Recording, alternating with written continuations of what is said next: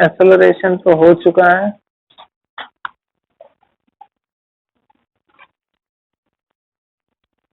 अच्छा बेटा, अब बात करते हैं centre of mass of a continuous body of a continuous body. ये क्या होता है? डिस्क्रीट तो खत्म हो गया, एक एक पार्टिकल की पोजीशन निकाली, ये कर ली, वो कर ली, सब खत्म कर दिया। अब कंटिन्यूअस में क्या रहता है कि पार्टिकल जो रहता है वो क्या होता है, उसका फॉर्म कंटिन्यूअस शेप का रहता है। ये एक्स है, ये वाई है, क्या हो रहा है, ये हमारा एक्स है, सॉरी एक्स वाई है तो ये जेड हो जाएगा, एक्स वाई जेड। ठीक, अब क्या करेंगे, जैसे वहां पे पार्टिकल हम m1 m2 मानते थे, यहाँ पे छोटे छोटे पार्टिकल को मानेंगे, छोटे छोटे पार्ट को। तो हमने इसको मान लिया dm1, इसकी पोजीशन वेक्टर क्या है यहाँ से r1। यहाँ पे क्या है पार्टिकल dm2, इसकी पोजीशन वेक्टर क्या हो गई r2 वेक्टर। ठीक, फिर क्या है छोटा पार्टिकल dm3, इसकी पोजीशन वेक्टर क्या हो गई r3 वेक्टर। ऐसे ही कहीं पे यहाँ सेंटर ऑफ मास होगा इस बॉडी का, उसका क्या मान लिया RCOM मान लिया। ठीक, अब बेटा हमें मालूम है इस अपने फॉर्मूले से कि जो RCOM होता है वो क्या होता है। तो RCOM क्या होता है, उसको M1 बोल दो, M2 बोल दो। ठीक, तो क्या बोल सकते हैं dm1 r1 vector plus dm2 r2 vector plus and so on upon dm1 dm2 so on. ठीक है सर, हो गया। इसको समेशन में लिख दीजिए सर तो ज्यादा अच्छा है, लिख दिया I=1। अब बेटे ये कहां तक जाएगा, बेटा कोई भी पार्टिकल बोर्ड है, इसका मैं छोटे छोटे पार्ट लूंगा तो कितने पार्ट होंगे हमें नहीं मालूम, क्योंकि ये कंटिन्यूअस है, ब्रेकेज नहीं, हम गिन ही नहीं सकते, अगर गिन सकते तो वो डिस्क्रीट नहीं होता, कंटिन्यूअस कैसे हो सकता है। कंटिन्यूअस का मतलब ये होता है कि दो पॉइंट्स के बीच में हम डिफाइन नहीं कर सकते हैं कि कितना डिफरेंस है। ठीक है, तो जब डिफाइन ही नहीं किया जा सकता, इसका मतलब क्या हुआ, कितने डीएम हो सकते हैं, इनफाइनाइट। क्या हो सकते हैं, इनफाइनाइट हो सकते हैं। और क्या हो जाएगा DMI RI अपॉन सॉरी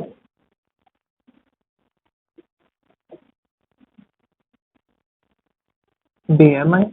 अच्छा, जब इनफाइनाइट पार्ट है उनको मुझे जोड़ना है, तो इसी चीज को मैं क्या कहता हूं, एक और नाम है जो आप बहुत अच्छे से जानते हैं, वो क्या है,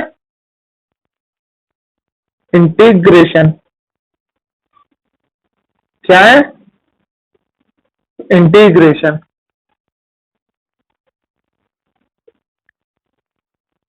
तो बेटा जब इनफाइनाइट है और हम नहीं जोड़ सकते तो क्या कहता है, डिस्क्रीट होता है तो समेशन लगाते हैं, बट अगर इनफाइनाइट वैल्यू हो गई तो उसी को मैं क्या कर सकता हूं, इसमें कन्वर्ट कर सकता हूं।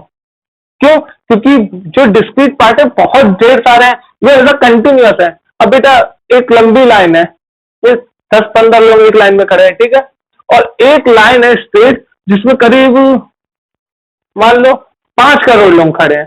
तो 5 करोड़ लोगों को मैं अगर एक एक को गिनने लगूंगा या एक एक से मैं साइन कराऊंगा, ऑटोग्राफ मांगू, ले सपोज करिए सब स्टार है, तो क्या होगा, अगर सबसे साइन कराऊंगा तो क्या होगा, मुझे ज्यादा टाइम लगेगा। बट जो 10 लोग हैं उनको तो मैं इजिली कर सकता हूँ ना। तो वो जो लंबी लाइन होती है वो ऐसा नेचुरली क्या हो गई, कंटिन्यूअस हो गई। उसको मैं डिस्क्रीट ना बोल के उसको क्या बोल सकता है, एक कंटिन्यूअस पार्ट बोल सकता है, एक स्ट्रेट लाइन का। ठीक है, तो जब भी ऐसी चीजें होती है तो हम क्या करते हैं, इंटीग्रेशन करते हैं। तो इनफाइनाइट पार्ट है तो उसको मैं क्या कर देता हूं, इंटीग्रेशन कर देते हैं। जैसे डिफरेंशिएशन में क्या होता है, लिमिट लगा देते हैं ना, 0, डेल्टा टी की वैल्यू 0 कर देते हैं, और ये क्या होता है, del v upon del t, तुरंत क्या हो जाता है, डीवी अपॉन डी टी हो जाता है। वही पेशन में एक्सेलरेशन की बात कर रहे हैं, इंस्टेंटेनियस एक्सेलरेशन की, लिमिट लगाते हैं डेल्टा टी टेंडिंग टूवर्ड 0 तो डिफरेंशिएशन में कन्वर्ट हो जाता है। और वहीं पे समेशन में अगर इनफाइनाइट लगा देते तो वो किस में कन्वर्ट हो सकता है, इंटीग्रेशन में। ठीक है, तो ये था आपका कंटिन्यूअस बॉडी का आरसीआई। अब कहोगे सर तो फिर से जब वहां पे आरसीएम निकाला तो एक्सियम भी निकाला था, ठीक है बेटा निकाल देंगे एक्सियम। एक्सियम जब निकालेंगे बेटा तो बस इतना याद रखना कि जो डीएम होता है वो तो सही रहता है। पर ये जो आर होता है वहां पे जो एक्स लिखेंगे तो वो जो एक्स होगा बेटा वो क्या होगा, इसको मैं एक्स डैश कर देता हूं, ठीक है। ये एक्स वो एक्स नहीं होगा, ये एक्स क्या होगा एक्चुअल में, x coordinate of centre of mass of elemental mass DM, ठीक। मैं इसको बेटा न्यूमेरिकल से अगर आप समझोगे तो ज्यादा क्लियर समझ में आएगा, वैसे आपको दिक्कत होगी। पहले मैं लिख दे रहा हूं, वाई सी एम को क्या लिख सकते हैं, डीएम, वाई डैश नहीं वाई, और नीचे क्या जाएगा डीएम। सिंगल केस में जेड सी एम भी क्या लिख सकते हैं, DM Z dash upon DM, ठीक। अब बेटा ये जो मैंने लिखा है कि एक्स दस क्या, x coordinate of central mass of elemental mass of DM, elemental mass DM means कहने का सेंस ये है तो बेटा हम लोगों को कि सिलेबस में ये सब स्पेरिकल नहीं है, पर मैं एक बता देता हूं कैसे डिराइव किया जाता है, ठीक है। और भी है, अच्छा डेरिवेशन है मगर पूछा नहीं जाता, उसके रिजल्ट डायरेक्ट आते हैं, तो आप बुकों से याद कर सकते हैं उस रिजल्टों को, ठीक है। कि एक्चुअल में होता क्या वो मैं आपको बताता हूं।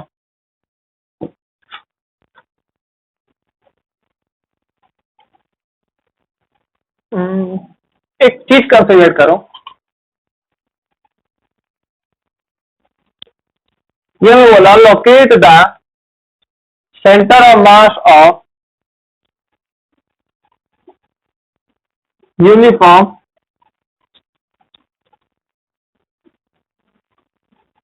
थिन रोड, बहुत पतली सी रोड का क्या करना है हमें, सेंटर ऑफ मास कैलकुलेट करना है। तो लेट सपोज करिए ये रोड थिन है, मैं दिखा रहा हूं थिन, बहुत थिन है, ठीक है। यहां से यहां तक की लेंथ इसकी एल है, ठीक है।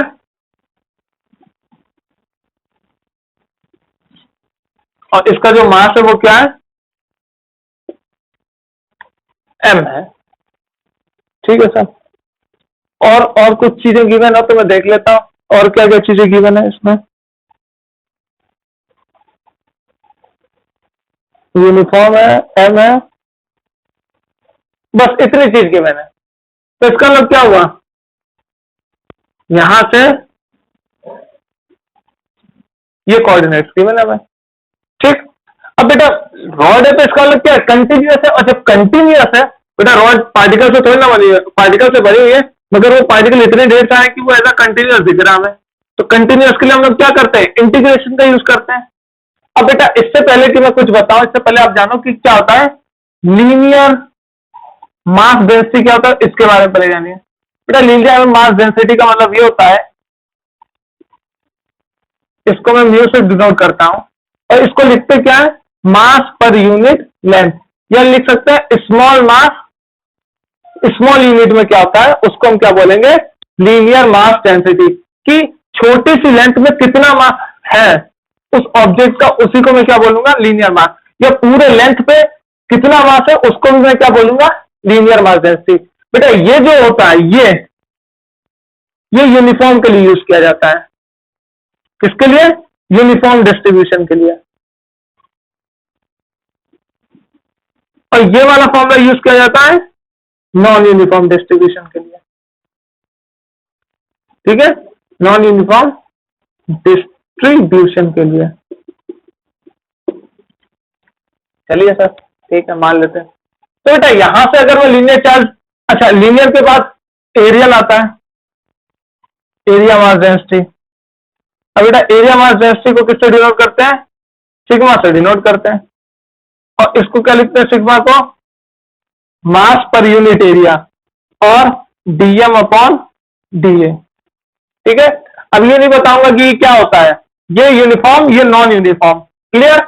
ऐसे होता है वॉल्यूम मास डिस्ट्रीब्यूशन। बेटा ऐसे इलेक्ट्रोस्टेट में क्या होता है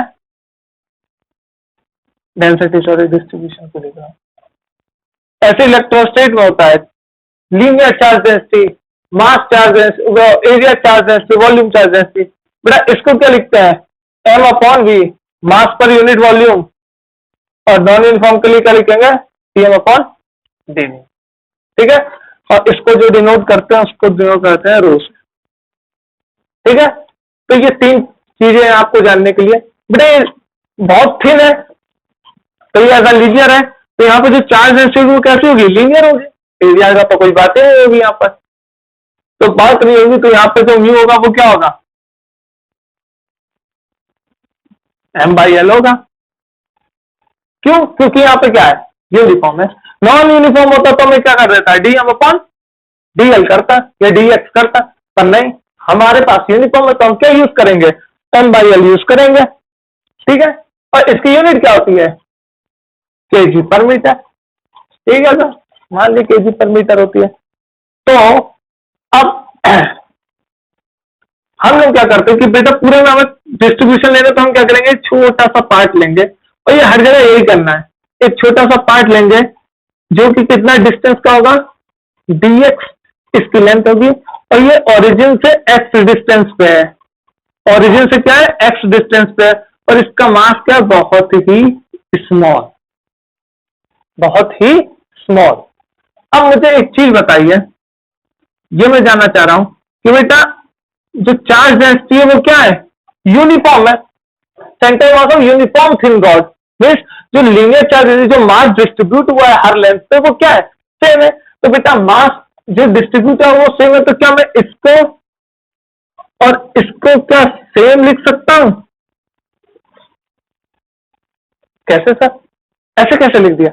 अच्छा, अगर बेटा ये यूनिफॉर्म ना होता, अगर ये यूनिफॉर्म ना होता, ये सपोज पहले यूनिफॉर्म है बेटा, अगर पूरे मास को मैं एल से डिवाइड करूंगा तो मुझे जो डेंसिटी मिली वो क्या मिली, पर यूनिट लेंथ की मिली, कि हर यूनिट लेंथ पे कितनी मास होती है। और बेटा तो इसका मतलब क्या हुआ, हर जगह जो डेंसिटी वो सेम है, तो क्या इस छोटे से मास के लिए भी जो डेंसिटी वो क्या सेम होगी, बिल्कुल सर सेम होगी। और इस पूरे रॉड की बात की जाए तो क्या उसके लिए भी डेंसिटी सेम होगी क्योंकि यूनिफॉर्म है। तो चाहे छोटा, हाँ तो स्टूडेंट, तो हम लोग कहा थे कि एम और एल जो होता है वो d m upon d x के बराबर होगा, कब, जब यूनिफॉर्म होगा। क्यों, क्यों, क्योंकि मैं पूरा पढ़ा दिया, उसके बाद मालूम पड़ा कि वीडियो जो है मेमोरी फुल है। ठीक है, तो वापस से करना पड़ रहा है। देखिए सुनिए, डी एम अपॉन एल है d m upon d x, इसका मतलब क्या हो, कि अगर मैं स्मॉल मास लेता हूँ, यहाँ पर क्या लेता हूँ, यहाँ पे स्मॉल मास ले रहा हूँ, ठीक, जिसकी विड्थ क्या है डी एक्स, और इस छोटे से पार्टिकल का मास क्या होगा डीएम, छोटा सा मास होगा डीएम, और छोटा सा विड्थ जो है वो है डीएक्स, और ये ओरिजिन से कितनी डिस्टेंस पे, एक्स डिस्टेंस पे, और ये पूरे रॉड की लेंथ दी हुई है हमें एल। ठीक, तो अच्छा एक बात बताइए, पूरा ये मास जो है ये हमें एम मालूम है इस पूरे रॉड का, तो बेटा अगर मैं इसकी लीनियर चार्ज डेंसिटी निकालना चाहूँ तो क्या है, मास अपॉन एल। ठीक है, तो ये मास अपॉन एल अब क्या देगा, mass upon m upon l क्या देता है एग्जैक्ट में, कि जो हर यूनिट लेंथ में जो मास डिस्ट्रीब्यूट है वो क्या है, सेम है, मीन्स हर पॉइंट पे इतना मास डिस्ट्रीब्यूट है, इसीलिए तो ये यूनिफॉर्म बोला जाता है। तो बेटा एक बात बताओ, अगर ये छोटा सा डीएम है तो डीएम मास डिस्ट्रीब्यूट है डीएक्स लेंथ पे, ये और जो एम डिस्टेंस, जो एल डिस्टेंस पे मास डिस्ट्रीब्यूट है कैपिटल एम, वो दोनों क्या सेम है, कब, जब दोनों क्या है यूनिफॉर्म। यूनिफॉर्म मतलब क्या हो बेटा, कि एम बाई एल का मतलब क्या हुआ, जो वैल्यू आई लेट सपोज करो 2 केजी पर मीटर आई, ठीक, तो मतलब हर मीटर पे क्या है 2 केजी पर मीटर क्यूब, 2 केजी पर मीटर, 2 केजी पर मीटर, 2 केजी पर मीटर, इस पूरे लेंथ पे क्या है 2 केजी पर मीटर। तो बेटा यहाँ पे जब आएंगे तो क्या ये भी 2 केजी पर मीटर होगा, मीन्स छोटे से मास में, छोटे से मास के लिए, छोटे से डिस्टेंस पे जितना मास है वो भी क्या होगा, सेम ही होगा ना एम बाई एल के यूनिफॉर्म में। और अगर आप ऐसे फील नहीं कर सकते हो, ठीक, तो बेटा यहां से जो मैं डीएम निकालूंगा वो क्या निकलेगा, m upon x t x. ठीक, अगर आप ऐसे फील नहीं कर सकते ऐसे कर लो कि बेटा एल लेंथ पे मास कितना है एम, तो वन लेंथ पे यूनिट लेंथ पे कितना आ जाएगा m अपॉन l। ठीक, सिमिलरली अगर छोटा सा डिस्टेंस लूं, उस पे मास है मेरा dm, तो यूनिट लेंथ पे कितना आ जाएगा, dm अपॉन ds। तो क्या यूनिट लेंथ के लिए ये दोनों सेम होने चाहिए, बिल्कुल होने चाहिए। तो इसका मतलब क्या हुआ, dm अपॉन ds का मतलब क्या हुआ, m अपॉन l। और बेटा यूनिफॉर्म का मतलब भी तो यही होता है कि जो मास डेंसिटी वो हर जगह क्या है, कांस्टेंट है। मींस हर जगह क्या है, कांस्टेंट है मास डेंसिटी। इसका मतलब यहां पे भी तो कांस्टेंट ही रहेगी। नहीं, जो m बाई एल की वैल्यू रहेगी वो dm अपॉन ds की भी तो वैल्यू रहेगी, कांस्टेंट है। ठीक, ऐसे समझना चाहो थियोरेटिकली ऐसे समझ सकते हो, ऐसे समझना चाहो तो ऐसे समझ सकते हो, क्यों हुआ। ठीक है, तो यहां से मैंने m निकाल लिया, dm निकाल लिया। ठीक है, dm निकाल लिया बेटा, dm निकाल लिया। ठीक, अब हमें तो मालूम है कि जो मास डिस्ट्रीब्यूट है वो एक्स एक्सिस के अलॉन्ग है, वाई एक्सिस के अलॉन्ग नहीं, क्योंकि बहुत थिन है।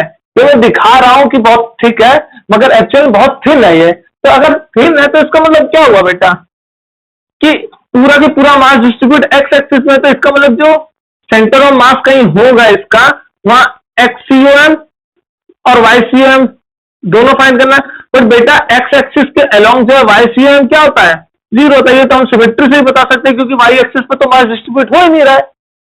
ठीक है सर, तो हम सिंपली क्या फाइंड करेंगे, एक्ससीओएम। और वो बेटा क्या होगा, कंटिन्यूअस है तो क्या होगा। अब बेटा ये जो एक्स डैश है वो क्या है, जो मैंने छोटा सा मास लिया है डीएम मास, उसके सेंटर ऑफ मास की डिस्टेंस होती है ये एक्स डैश का था। बेटा यहाँ पे जो मास लिया ये बहुत छोटा है, मीन्स पॉइंट साइज लाइक है। तो बेटा पॉइंट साइज का अगर कोई मास है, उसका सेंटर ऑफ मास और उसका मास दोनों उसी उसी पॉइंट पे कंसंट्रेट करेगा। बिल्कुल सर, तो इसका मतलब क्या हुआ, इसका डीएम जहां पर है वहीं पे इसका सेंटर ऑफ मास है, इसलिए एक्स डैश को हम क्या कंसीडर करेंगे, एज अ एक्स कंसीडर करेंगे। अच्छा कर लिए सर एक्स कंसीडर, तो क्या हुआ, एम क्या हो गया, m by l x d x. बेटा एक्स डैश क्या हो गया, एक्स हो गया और डी एक्स लिख लिया। ठीक, और नीचे क्या आ जाएगा, m by l d x. अच्छा लिमिट कहां से कहां तक लगेगी, बेटा ये जो एक्स है ये छोटा पार्ट है डीएम, अगर इस छोटे छोटे छोटे डीएम को मैं जोड़ता जाऊंगा तो पूरा मुझे कैपिटल एम मिल जाएगा। इसका मतलब एक्स कहां से वेरी कर रहा है, जीरो से लेके एल तक। तो एक्स कहां से वेरी कर रहा है, जीरो से लेके एल तक। कांस्टेंट कांस्टेंट सब चीजें बाहर निकालो, यहाँ क्या होगा, जीरो से एल एक्स डी एक्स। बेटा ये डायरेक्ट पे कैपिटल एम पूरा कर सकता था इसको। ठीक है, नहीं क्या यूनिफॉर्म है तो कर सकता था, नॉन यूनिफॉर्म होता तो नहीं करता। ठीक, इसको मैं क्या लिखूंगा, ये नीचे हमेशा बनी आता है क्योंकि ऊपर से कट जाएगा, हमेशा नहीं मतलब इस केस में डी एक्स। बेटा ये पूरा कैंसिल, आगे क्या होगा, इसका करेंगे तो x square by two, zero से एल अपॉन एक्स, जीरो से एल, क्या आ जाएगा, L square by two upon l, क्या आ जाएगा, एल बाई टू। तो बेटा जो एक्सीओ एम था वो कितना मिल गया मुझे, एल बाई टू, और y c m zero. Means इस रॉड के जस्ट हाफ लेंथ पे क्या होगा, सेंटर ऑफ मास होगा कहीं। ठीक, और बेटा ये कॉमन सेंस की बात है कि अगर ऐसी रॉड है जिसका मास हर जगह क्या सेम है, तो बेटा उसकी लेंथ के हाफ पे अगर मैं उंगली रखूंगा अपनी तो क्या करेगा, वो उसको बैलेंस करने की कोशिश कर लेगा, ऐसे जस्ट लाइक। ठीक है, ऐसे क्या करेगा, कोशिश कर लेगा। क्लियर, तो ये तो कॉमन सेंस हो गया कि यूनिफॉर्म का केस था। ठीक, अब बात करें तो नॉन यूनिफॉर्म केस की, नॉन यूनिफॉर्म केस में क्या होता है।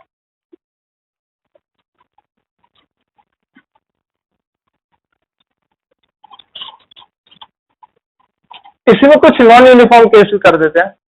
नॉन यूनिफॉर्म केस कुछ ऐसा बनाते हैं कि वैरी कर रहा हूं, वैरी, वाओ, वैरी।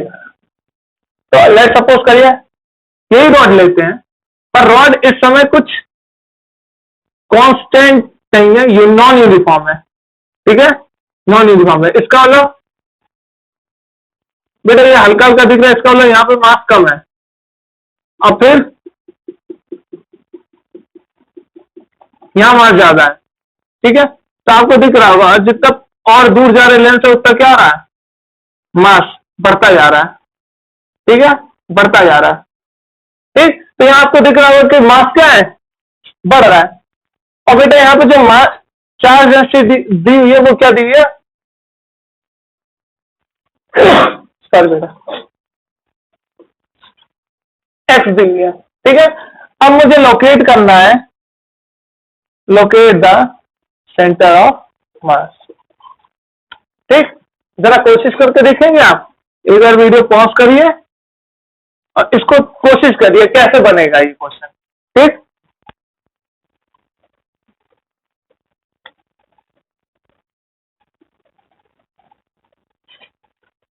चलिए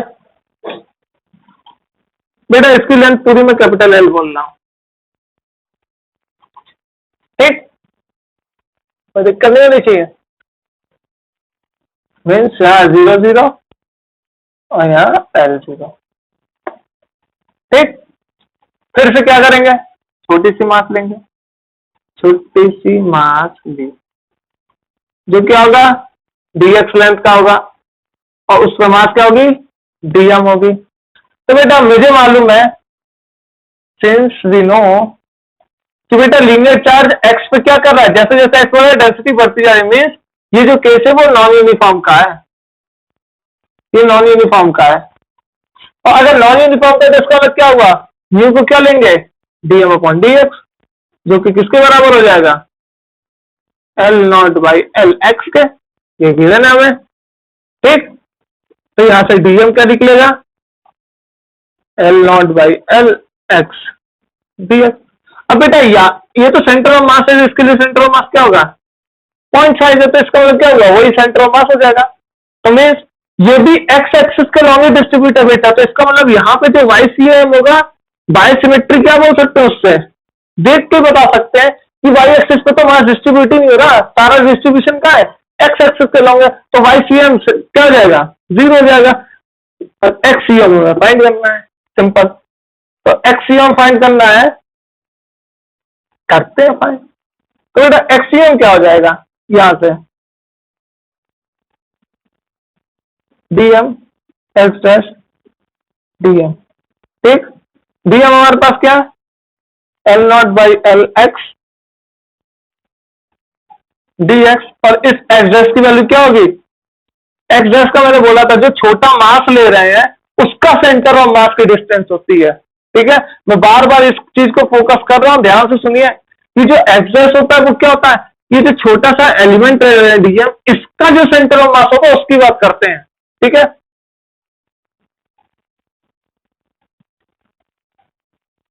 अगर नहीं सुन पाए तो जैसे दे रहा बेटा, यहाँ पे एक्स कहां से आता वेरी करेगा, 0 से एल था, 0 से एल था, 0 से एल था। बेटा ये इन सबको बाहर कर दो, 0 से L x d x, x square हो जाएगा, ये दोनों स्क्वायर हो जाएंगे, और यहाँ क्या हो जाएगा, एल नॉट बाई एल 0 से एल एक्स डी एक्स। बेटा ये दोनों कैंसिल, कितना हो जाएगा, एल क्यूब बाई 3 अपॉन क्या हो जाएगा, एल स्क्वायर बाई 2, तो 2 एल बाई 3। बेटा ये एक्स सी एम आएगा, ठीक है, 2l बाई 3।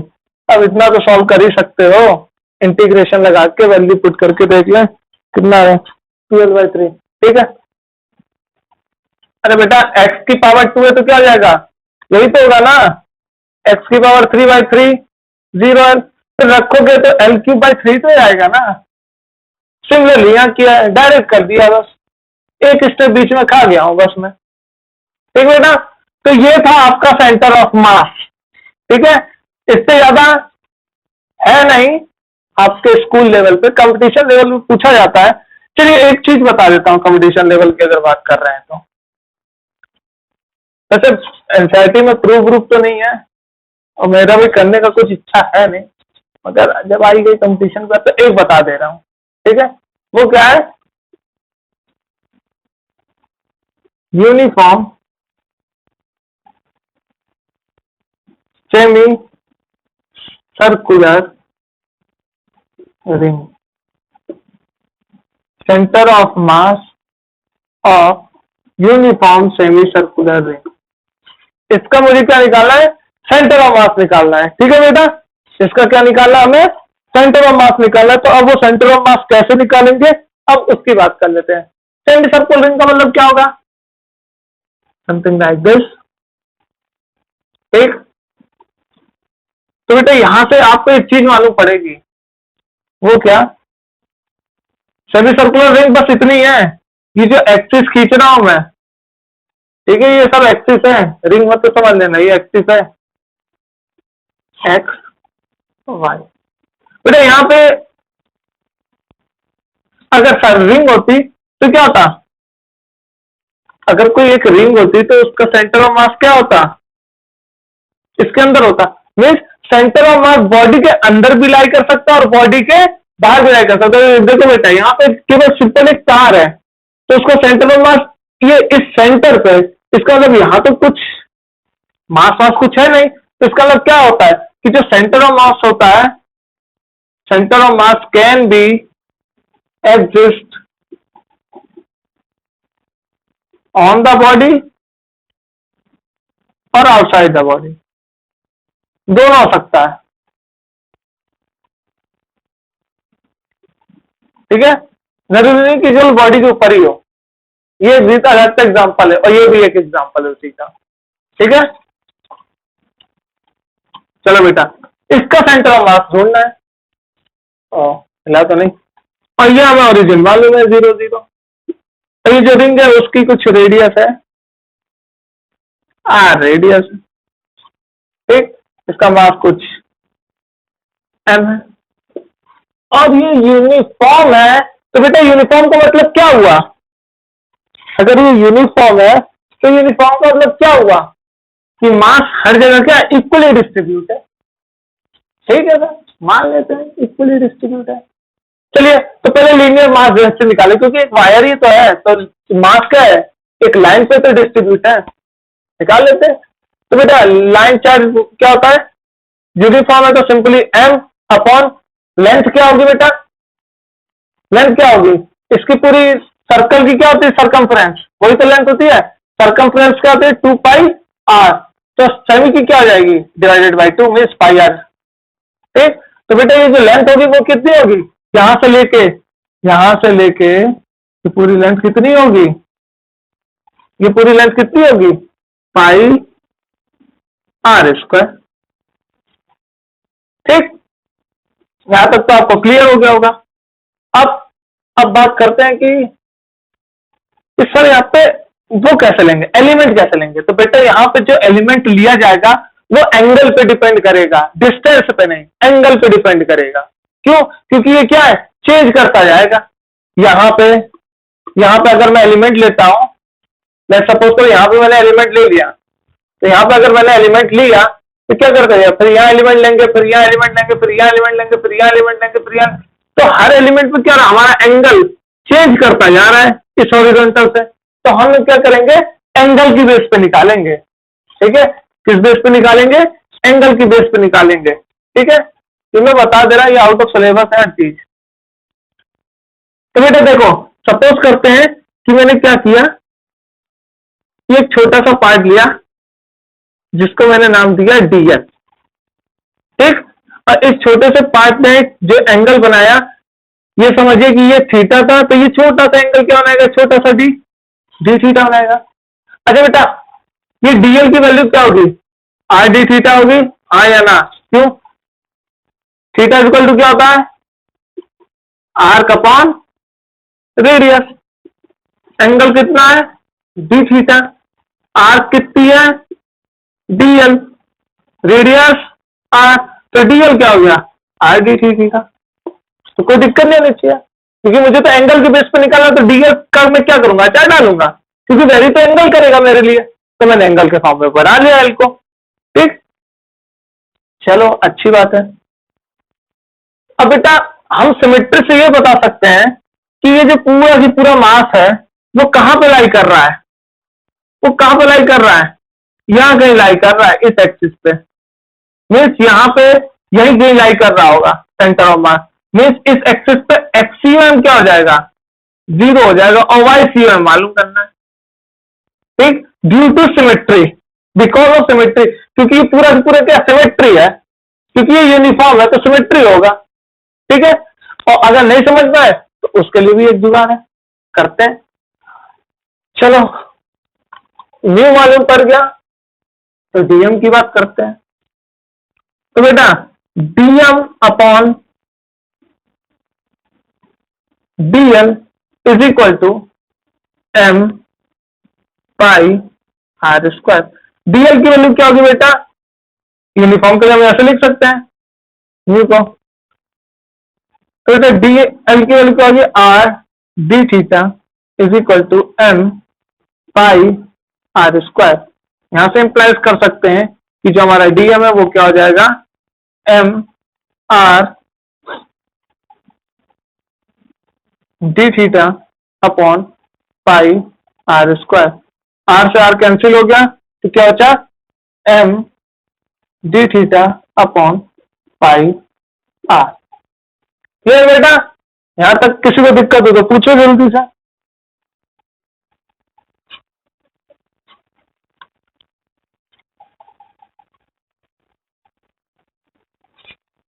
अरे किसी को दिक्कत नहीं होनी चाहिए।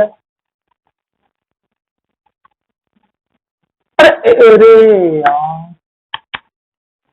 बेटा सरकमफ्रेंस लेते तो पाई आर लेते ना, पाई आर स्क्वायर क्यों कर रहे हैं यहाँ, ये स्क्वायर कैसे हो रहा है बेटा। सरकमफ्रेंस क्या होती है, 2 पाई आर, तो रिंग की क्या आ जाएगी, सिर्फ डिवाइडेड बाई 2 कर देंगे, सिंपली पाई आर होगी ना। तो यहाँ स्क्वायर की किया है, कुछ भी किया है, लेंथ बतानी है ना इसकी, लेंथ, ये लेंथ तो पाई आर ही होगी ना। तो बेटा यहाँ से आर कैंसिल हो जाएगा, अब तो पूरा चेंज हो गया, चेंज किया बस आर एक्स आ गया। ठीक, तो बेटा ये मेरा डीएम आ गया, ये हमारा है डीएम। ठीक, अब जगह कम होने की वजह से हम इस फॉर्मूले को यहां पे लिख दे रहे हैं। अब ये मत पूछिएगा कि ये कहां से आया। ठीक है, चलो डीएम निकल आया। अब बेटा हमें चाहिए एक्ससीओएम और वाईसीओएम। क्या चाहिए, एक्ससीओएम, जिसके लिए मुझे क्या चाहिए, d m x dash upon d m, और वाईसीएम के लिए क्या चाहिए, d m y dash upon d m. अच्छा एक्स डैश क्या होगा, इस एक्स एक्सिस पे यही तो हमारा वाई डैश होगा। अरे भैया यही तो हमारा वाई डैश होगा, और ये हमारा क्या हो जाएगा, और ये हमारा क्या हो जाएगा, एक्स डैश हो जाएगा, हाँ या ना। ये हमारा वाई डैश और ये हमारा एक्स डैश हो जाएगा कि नहीं। अरे ऐसा समझो, इसको ऐसा समझो कि कोई कोऑर्डिनेट है, यहाँ पे हमारा छोटा सा पिटकू सा डीएम मास है, और ये आर डिस्टेंस पे इस छोटे से मास को, ये डीएम मास छोटा सा जो है, इसको मैंने क्या यहाँ बड़ा दिखाया, यहाँ पॉइंट साइज होता है बहुत छोटा सा, इनफाइनेटेसिमली स्मॉल। अच्छा तो ये पिटकू साइज है, तो ये क्या है, डी थीटा है। अब मुझे क्या निकालना है, एक्स डैश और वाई डैश क्या करता है, एक्स डैश और वाई डैश क्या करता है बेटा, एक्स डैश क्या होता है, जो पॉइंट कंसीडर किया उसका सेंटर ऑफ मास का डिस्टेंस। तो बेटा पॉइंट साइज के लिए तो सेंटर ऑफ मास यही रहेगा, तो मीन्स मेरे लिए क्या रहेगा, ये जो एक्स डिस्टेंस होगी, इसकी ये जो एक्स डिस्टेंस होगी ये मेरे लिए एक्स हो जाएगी, और इसकी जो वाई डिस्टेंस होगी, ये जो वाई डिस्टेंस होगी ये वाली, ये मेरे लिए वाई डैश हो जाएगी। कोई दिक्कत नहीं सर, कोई दिक्कत नहीं है, दिक्कत है तो बताओ। क्योंकि बेटा इस सेंटर ऑफ, ये पॉइंट साइज मास है, पॉइंट साइज मास का सेंटर ऑफ मास भी यही होता है, और एक्स डैश का होता है जो डीएम लिया उसका जो सेंटर ऑफ मास होगा उसका डिस्टेंस बोलते हैं। बार बार बोलना, इस पॉइंट साइज को जो कंसीडर करते हैं उसका सेंटर ऑफ मास जो होगा उसकी डिस्टेंस होती है x dash. But centre of mass और डीएम सारे केसेस में अभी तक जितने भी हमने देखे उसमें क्या है, एक ही जगह है। बट जैसे ही आप हेमिस्फीयर करोगे तो क्या होगा, सर्कल की बात होगी, सर्कल का जो वो होगा इस सर्कल का जो होगा वो कहीं समथिंग यहाँ होगा सेंटर ऑफ मास। ठीक है, तो जो हम वाई डैश यूज करेंगे वो ये वाली डिस्टेंस यूज करेंगे, ये वाली डिस्टेंस यूज नहीं करेंगे। ठीक, क्योंकि सेंटर का जो इस सर्कल का जो सेंटर ऑफ मास है उसकी डिस्टेंस होती है वाई डैश। ठीक है, यहां पे नहीं दिख रहा है मगर जैसे ही आप ये तो क्योंकि मैंने लीनियर की बात की है, सरफेस सरफेस की जब बात करते हैं तो क्या होता है थोड़ा चेंज हो जाता है खेल। ठीक है, तो वहां इतनी कॉम्प्लिकेसी पे नहीं जा रहा हूं, मैं बता दे रहा हूं कि वैसे भी आउट ऑफ सिलेबस है तो ही बता रहा हूं मैं। ठीक, तो बेटा ये देखो अगर मुझे यहां से एक्स डैश या एक्स निकालना होगा तो वो क्या निकलेगा, ये आर ए डी थीटा है, सॉरी थीटा है, डी थीटा कैसे होगा, ये तो थीटा है ना, तो एक्स क्या हो जाएगा आर कॉस थीटा। अब भी नहीं ये समझना कैसा है तो सोचो, कॉस थीटा को हम क्या लिख सकते हैं, कॉस थीटा क्या लिख सकते हैं, बेस अपॉन हाइपोटेनस। हाइपोटेनस तो एक्स इज इक्वल टू क्या जाएगा आर कॉस थीटा, कोई दिक्कत की बात नहीं है।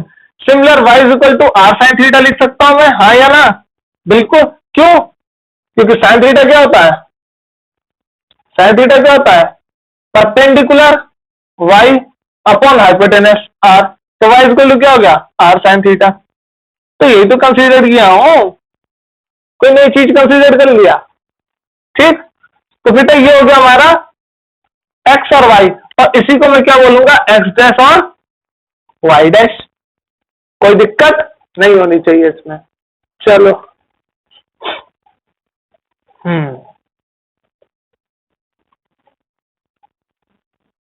अब बेटा ये चीजों को भी यहां लिख देना है।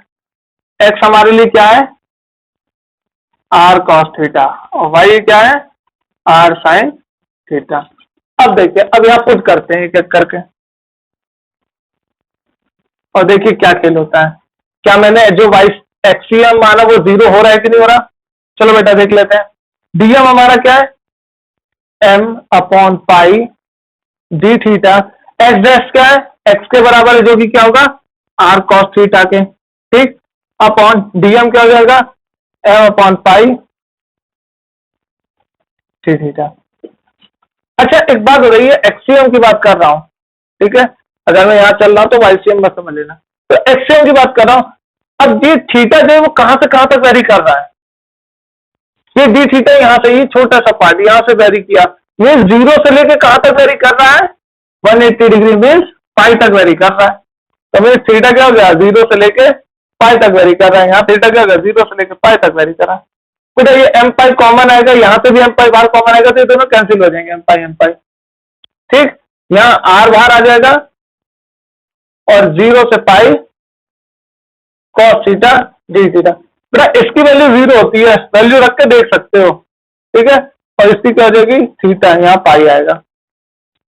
और कहोगे सर आपको कैसे मालूम, अरे ग्राफिकली समझो तो ज्यादा अच्छा है, क्योंकि इंटीग्रेशन देता है एरिया, क्या देता है एरिया, और इसका क्या होता है जो यही तो होता है ना, देखो ये एरिया प्लस दिस एरिया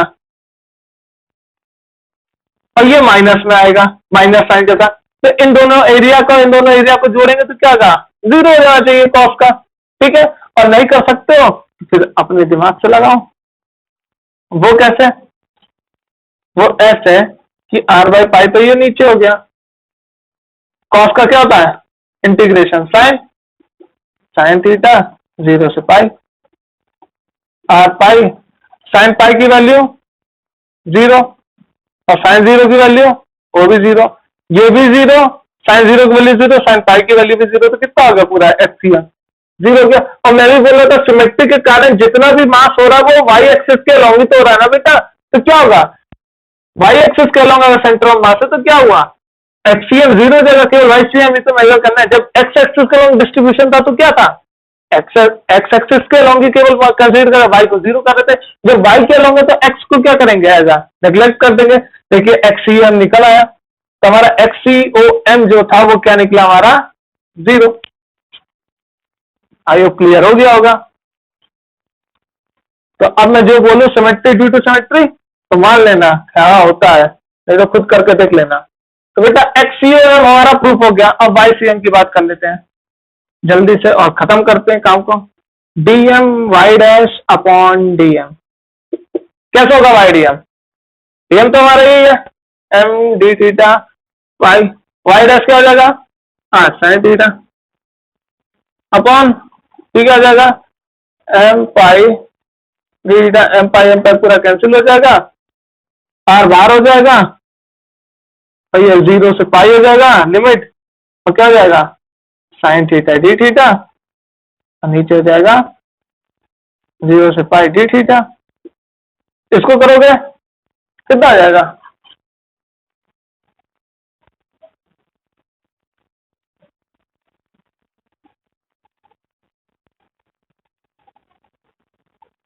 फिर साइन की वैल्यू क्या आएगी?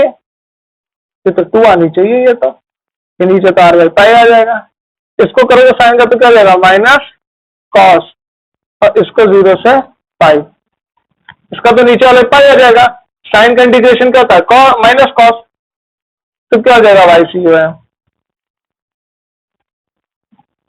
आर अपॉन पाई, साथ में क्या होगा माइनस कॉस पाई 0, तो क्या हो जाएगा माइनस कॉस की वैल्यू रखोगे minus cos pi plus minus minus plus हो जाएगा और कॉस 0। बेटा इसकी वैल्यू बता दो जल्दी से, तो मैं यहां लिख दूं आंसर क्या होगा YCM का, क्या आ जाएगा YCM का? कॉस पाई की वैल्यू -1 -1 क्या हो जाएगा +1, कॉस 0 की वैल्यू +1, आंसर क्या है 2r अपॉन पाई। तो बेटा सेंटर ऑफ मास क्या होगा, यहां से 2r अपॉन पाई एक्सेस पे क्या होगा सेंटर ऑफ मास फाइंड हो जाएगा। ठीक है, एक बार देख लेता हूं 2r अपॉन पाई। ठीक है, और बेटा ऐसे हेमिस्फीयर और सबका किताबों में आपको मिल जाएगा।